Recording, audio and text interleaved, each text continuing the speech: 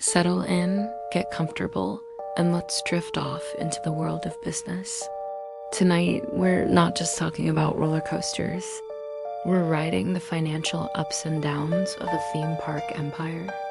This is the story of Six Flags, the park that reached for the sky but couldn't seem to stop crashing.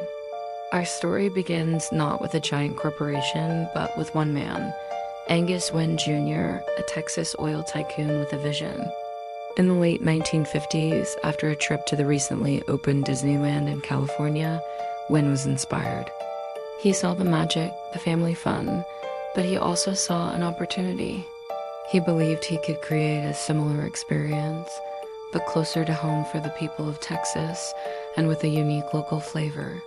So, in 1961, in Arlington, Texas, the very first Six Flags park opened its gates. The name itself was a stroke of marketing genius. Six Flags over Texas was a direct nod to the 6 different nations: Spain, France, Mexico, the Republic of Texas, the Confederacy. This wasn't just a collection of rides. The park was divided into sections, each representing one of these historical periods. This thematic approach was a brilliant differentiator from the more generic amusement parks of the era. And here's our first business tip for tonight: know your market and create a unique identity. Wynn didn't just copy Disneyland. He adapted the concept for his audience. He created a brand that felt both grand and personal. The early years were a roaring success. The park was clean, family-friendly, and innovative. They introduced groundbreaking rides like the first ever log flume and the first mine train coaster. Families flocked to the park, and profits soared. Wynn's vision had paid off, and the Six Flags brand began to expand, opening new parks in Georgia and the Midwest. The model was simple and effective. Find a major metropolitan area without a major theme park. The foundation was solid, built on quality, innovation, and a strong brand identity. The first major shift came in the 1980s. The company changed hands, and with new ownership came a new strategy. The focus began to pivot away from the charming. Six Flags wanted to be known for one thing above all else: having the biggest, fastest, and most terrifying roller coasters in the world. This began what many call the Coaster Wars. Six Flags entered an arms race with competitors like Cedar Point. The marketing was loud and clear: bigger, faster, closer.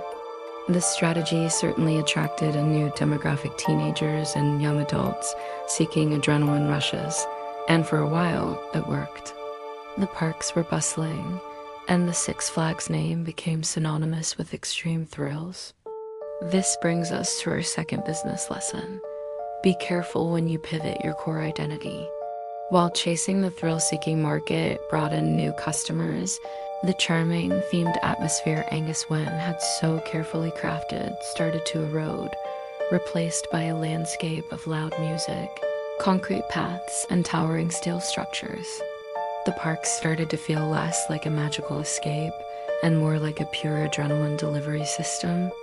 While diversification can be good, drastically changing what your brand stands for can confuse and push away your loyal customer base.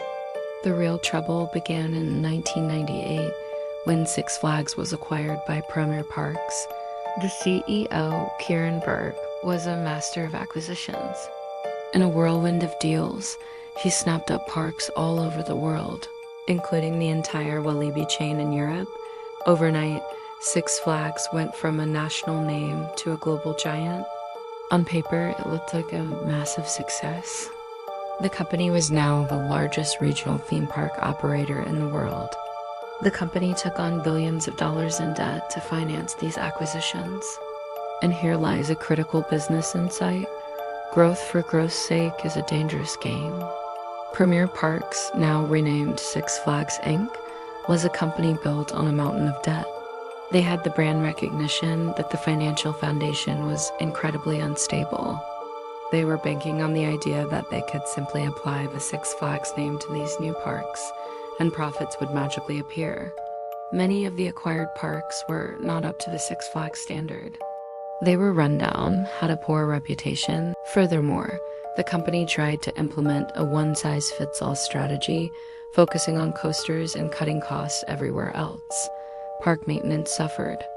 The very things that make a theme park visit enjoyable for a family, a clean environment, friendly staff, the brand, once a symbol of quality, became tarnished.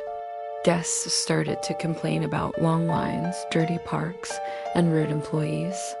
The coaster wars continued, but now they felt desperate. Each new record-breaking coaster was a massive expense that the company could barely afford. A short-term marketing blitz that did little to solve the long-term systemic problems. They were treating the symptoms, not the disease. The disease was a crushing debt load and a complete loss of focus on the customer experience. And this is perhaps the most important lesson from the Six Flags story. Never ever lose sight of your customer. You can have the best product or the fastest roller coasters in the world, but if the overall experience is poor, people will stop coming. A business isn't just a balance sheet or a collection of assets. It's a relationship with its customers. Six Flags had broken that trust. They were so focused on financial engineering and marketing gimmicks that they forgot about the families walking through their gates. By the mid-2000s, the situation was dire. The company's stock price had collapsed. The company was in a death spiral. In a last-ditch effort, a new CEO, Mark Shapiro, a former ESPN executive, was brought in to turn things around. He tried to pivot back to the company's roots. He understood that the park needed to be an experience again. He tried to undo years of damage. The 2008 financial crisis was the final nail in the coffin. With credit markets frozen and attendance dropping due to the recession, Six Flags could no longer manage its debt. In June of 2009, the company that had once defined the American theme park experience filed for Chapter 11 bankruptcy. The fall was as dramatic as its rise. A company built on a dream of family fun had become a cautionary tale of debt-fueled overextension and losing touch with its customers. Bankruptcy allowed Six Flags to restructure its massive debt and emerge as a leaner, more financially stable company. Today, Six Flags is still one of the largest theme park operators in the world. The company has worked hard to clean up its parks and find a better balance between thrilling coasters and family-friendly entertainment. They learned the hard way that you can't build a sustainable business on hype and debt alone. You need a solid foundation, a clear identity, and an unwavering focus on the people you serve. So as you drift off to sleep, remember the story of Six Flags, a tale of soaring ambition and crushing gravity.